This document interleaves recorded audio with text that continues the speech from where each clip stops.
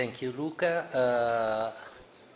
I pass immediately to statement one. Elevation of liver biochemical enzymes and bilirubin levels are not sufficient to identify acute cholecystitis patients with choledocholithiasis, and further diagnostic tests may be needed if an index of suspicion.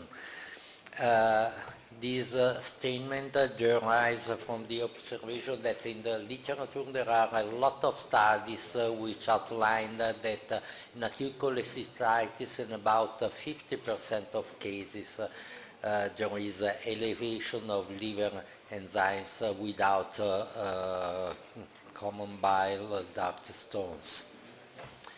And this is the statement again, and I ask to vote to the audience.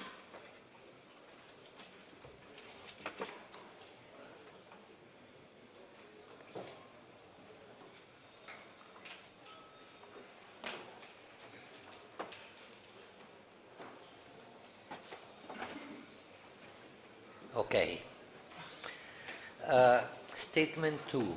Transabdominal ultrasound, the visualization of common bile duct stones is a strong predictor of choledocholithiasis. Indirect evidence such as increased diameter of CBD are not sufficient to identify acute cholecystitis patients with choledocholithiasis, and further diagnostic tests may be needed.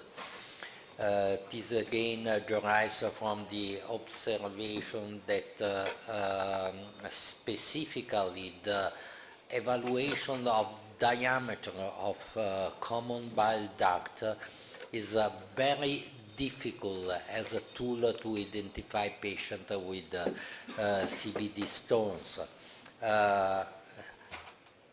5.8 to 7.08 millimeters are the difference between patients with and without and with common bile duct stones. So our statement is the only visualization of common bile duct stones is a strong predictor of choledocholithiasis.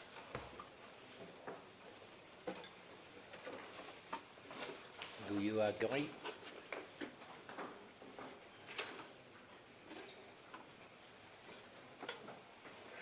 Okay.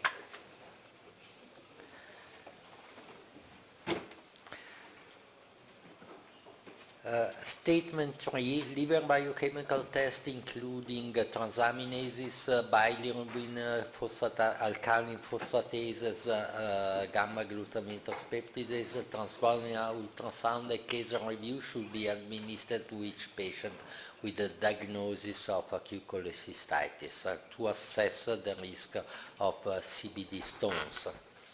CBD stone risk should be stratified according to the ASGE guidelines modified by SAGE surgeon guidelines. And these are the guidelines which has been modified.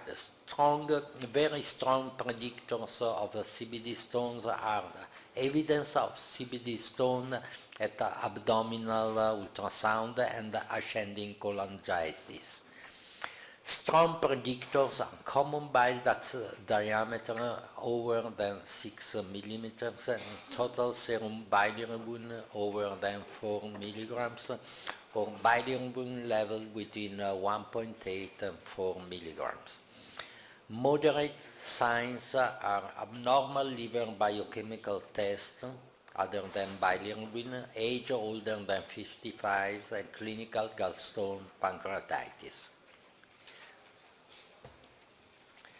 So the statement 3 that every patient should receive ultrasound, liver function test, case review in order to assess the risk of CBD stones, and statement 4, vote, yeah.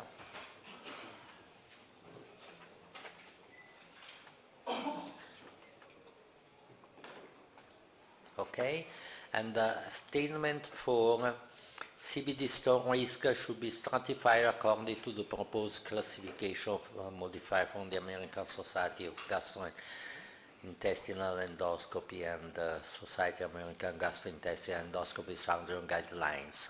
Vote, please. With the 3 levels of very strong, and moderate risk.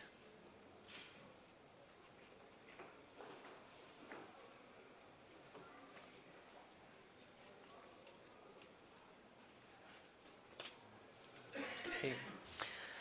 So with statement 5, we suggested that a patient with a moderate risk for choledocholitis should undergo preoperative MRCP or endoscopic ultrasound or intraoperative cholangiography or laparoscopic ultrasound. The choice between these studies must be done following local expertise and local availability, and it is a cost-utility decision which may be modulated in each site. And this is the supporting material which outline that diagnostic ERCP has morbidity 1 to 2%, which increases to 10% when associated with sphincterotomy. And the ultrasound-guided ERCP, endoscopic ultrasound-guided ERCP, allowed to avoid 67% of unusual ERCP in patients with a suspected CBD stone. So statement 5 is patients with a moderate risk for choledocholitis following indication by ASGE should undergo preoperative MRCP or EUS or intraoperative cholangiography laparoscopic ultrasound depending on the local expertise and availability. Vote, please.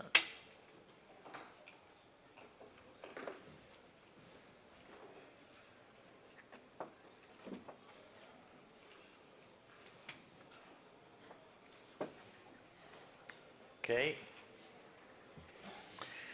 Statement 6, patient with a high risk for choledocholitis should undergo preoperative ERCP or, if not available, intraoperative cholangiography or laparoscopic ultrasound.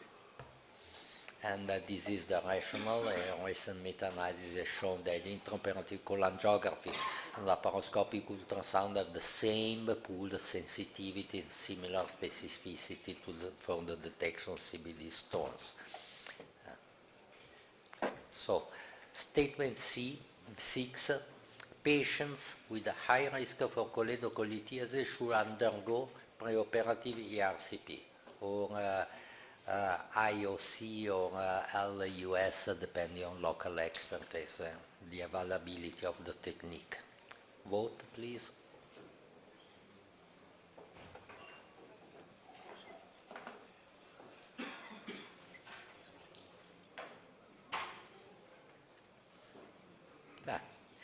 There is some debate about this. And finally, statement 7, CBD stones could be removed preoperatively, intraoperatively, or postoperatively according to the local expertise and the availability of the technique, and there is no difference in terms of morbidity, mortality, and success rate between the different techniques. So I repeat the statement 7, CBD stones could be removed preoperatively, intraoperatively, or postoperatively according to the local expertise and the availability of the technique. Vote, please.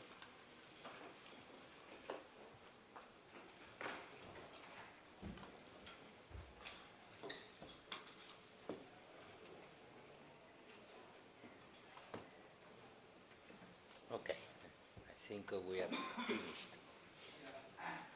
I am asking just for the purpose of speed up, just one comment about the statement 6 that is most debatable one. So there is somebody that on that statement that make a comment about, so we can clarify eventually. Who disagreed?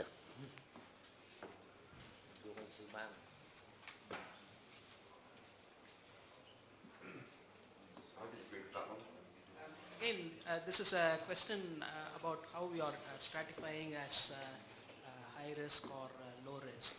If you are talking about people with ascending cholangitis and people in whom the ultrasound has visualized the common bile duct stones, then that statement is okay. But if you are saying that we are going to do this direct ERCP for everyone with a dilated common bile duct or raised bilirubin, then you are going to possibly expose maybe 30-40% of people to unnecessary ERCP and endoscopic sphincterotomy. So whenever there is a doubt, you have to do a preoperative MRCP or a EUS before you do an ERCP. In high risk? We try to make some changes in the classification of age and stages.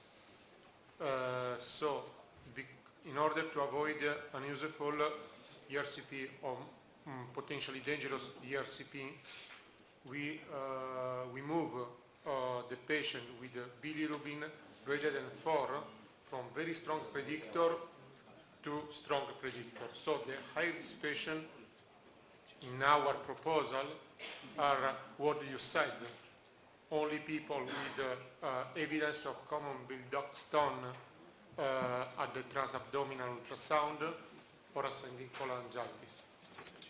I think in the slide you showed that particular group as very high risk. Yeah. You want to go back to the slide? In that particular slide you showed those particular group as very high risk. We have to say again the classification just to be.